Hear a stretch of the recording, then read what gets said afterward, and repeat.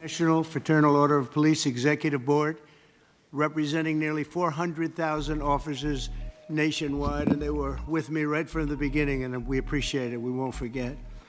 Your members are the backbone of American law enforcement, and we're deeply grateful for your service, and you have done great service indeed. We're also joined by our great Attorney General, Pam Bondi. Thank you, Pam, Thank you. being here.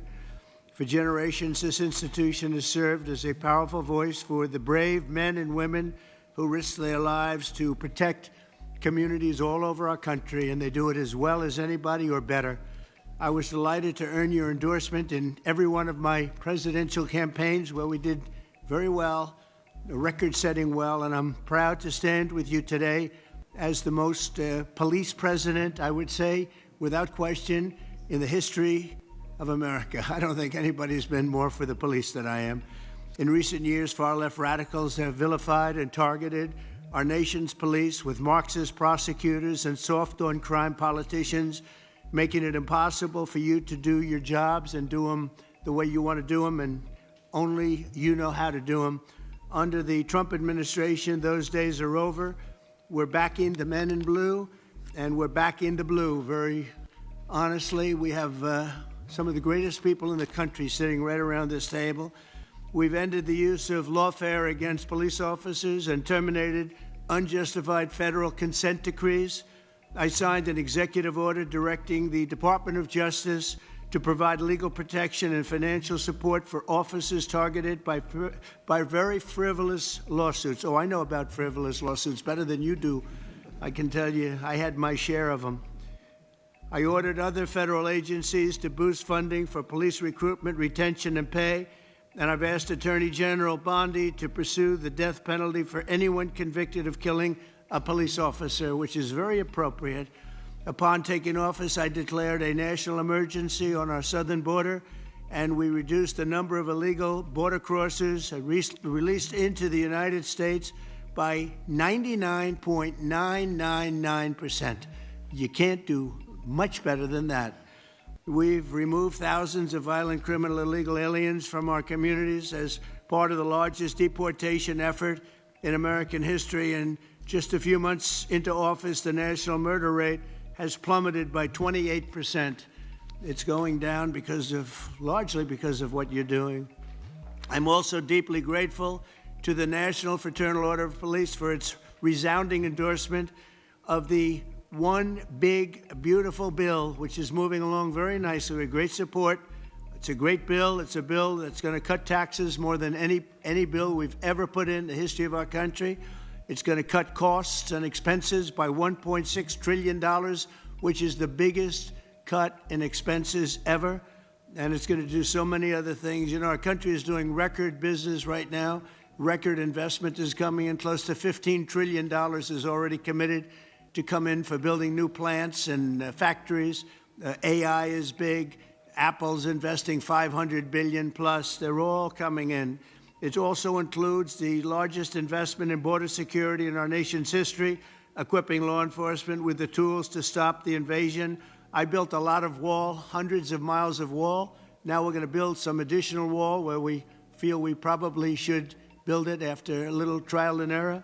And we're going to end up building more wall than even I built, and we built a lot. So I want to thank you for your support, and now let's get the bill passed. We want to get it passed through Congress without delay. In everything we do, we will give our police the respect and the protection and all of the resources that you need. I did that, as you know, nobody wanted to do it before me, where I gave you the military equipment that was excess. They called it excess military equipment. You know that very well. I think every one of you benefited by that.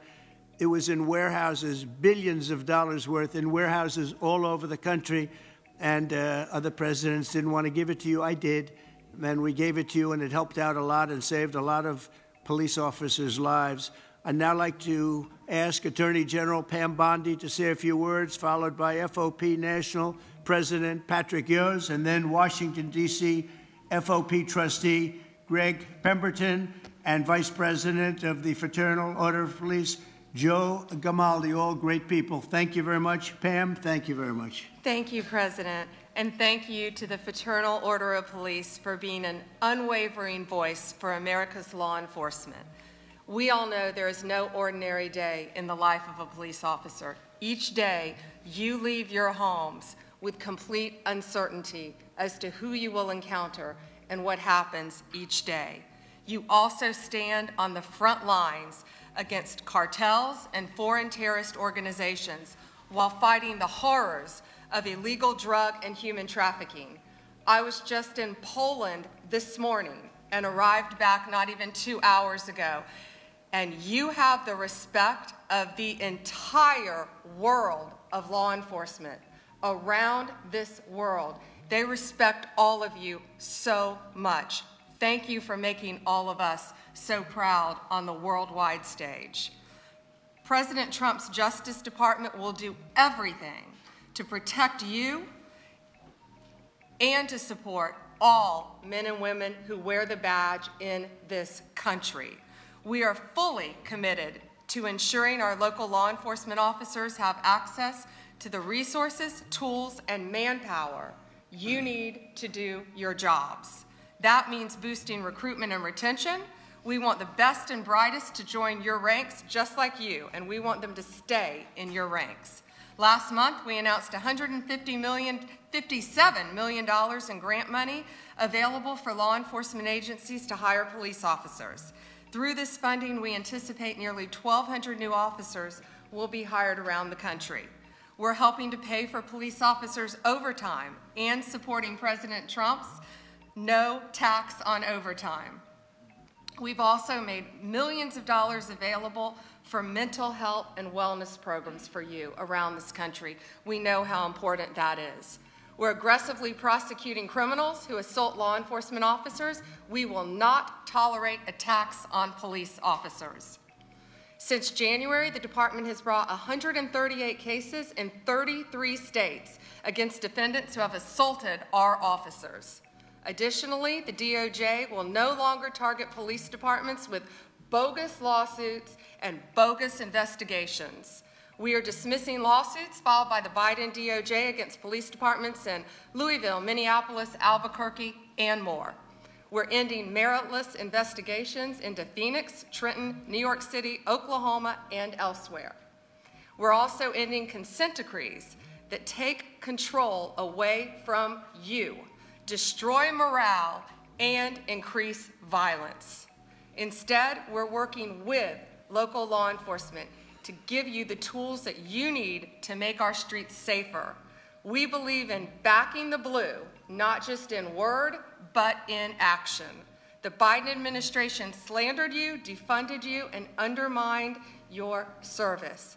But we stand with you, we honor you, and we will not abandon you. Thank you on behalf of President Trump, the Department of Justice.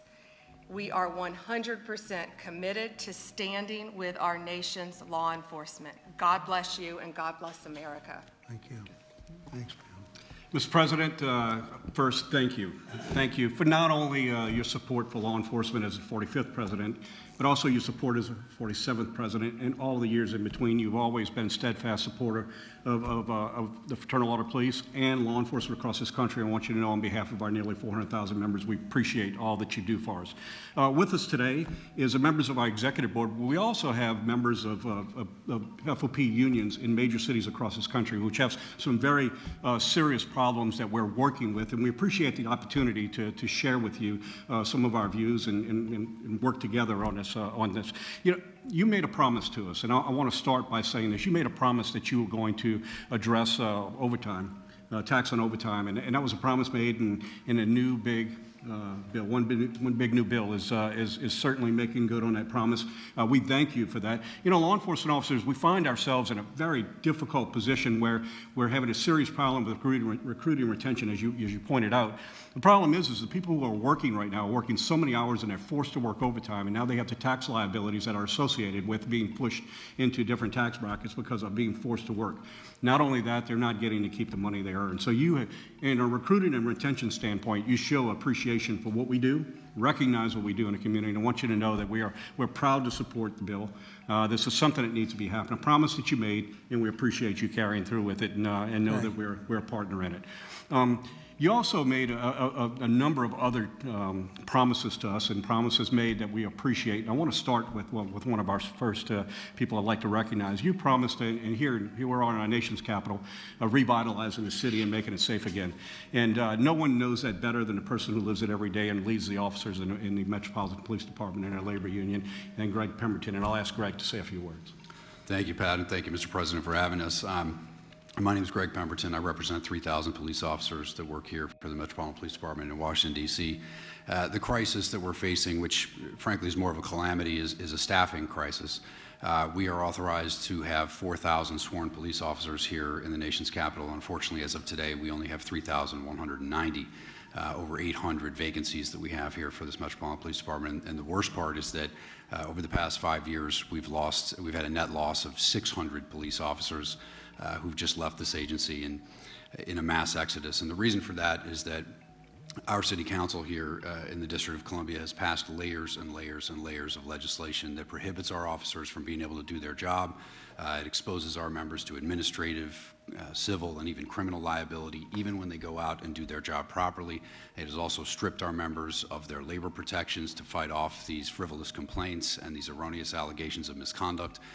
It all makes for an environment that is almost impossible to keep these staffing levels what they need to be. Frankly, Mr. President, I think the nation's capital, the District of Columbia, is not just a city of 700,000 residents. This is the nation's capital, and it belongs to everybody. It belongs to every American. It should be a safe city. It should be a pinnacle of American society. It should represent the freedom and democracy that we all cherish so much. And anybody should be free to come here and experience that and see what it is that we are here in this country. And the sanctity and safety of the District of Columbia shouldn't be left in the hands of a city council that subscribes to these radical ideologies that we all know are failed, and that we have the empirical data that it doesn't work. It only increases crime and makes cities more dangerous. I want to thank you for creating the Make DC Safe and Beautiful task force. I've met with Orville Green. I find him to be phenomenally qualified to help us out of this mess. I also want to thank you for the appointment of Janine Pirro for the USAO position of DC. I met with her recently, and I found her plan to solve and tackle a number of these problems very promising, very optimistic. So the 3,000 police officers stand at the ready, Mr. President, to help you make DC great again, and hopefully we can solve some of these problems and fix crime here in the nation's capital. Thank you very much. Mr. President, it's the topic of the day, pretty much every day now, is the unmitigated disaster that has created in cities across this country with the open borders. And all the problems that it has done for quality of life, it's done for our safety within our communities, safety of the officers that work in the communities, and you've been a big, great advocate of putting us back together. And I'll ask our Vice President Joe Grimaldi to touch on it. President Trump, I think I'd be remiss if I didn't start by saying thank you. Thank you for the incredible efforts by you and your administration to deport these people who have come to our country illegally and then refuse to follow the very laws that we hold so sacred. Our officers, especially in sanctuary cities, are tired of arresting the same people over and over again who never should have been here in the first place. We have lost friends, co-workers, unimaginable trauma to American citizens and families. And the most frustrating part from a law enforcement perspective, what it was 100% avoidable. And now we have judges who are standing up for gang members, murderers, robbers, rapists, blocking deportations, obstructing the very will of the American people. It's a disgrace. And if they had a shred of integrity, which I assume they don't, they would resign in shame for what they're doing right now. But I would just ask that you continue to work with us, continue to support with us so that we can partner with all of our great federal agencies out there, continue to carry out this mission. And again, thank you for securing the border and once again making our country one of law and order. Thank you very much. Very nice. Yes. Yes. We're going to have a little discussion now, very private. And I just want to thank you all for being here. And thank you very much, media. Appreciate it. Thank you very much. Mr. President, let me respond.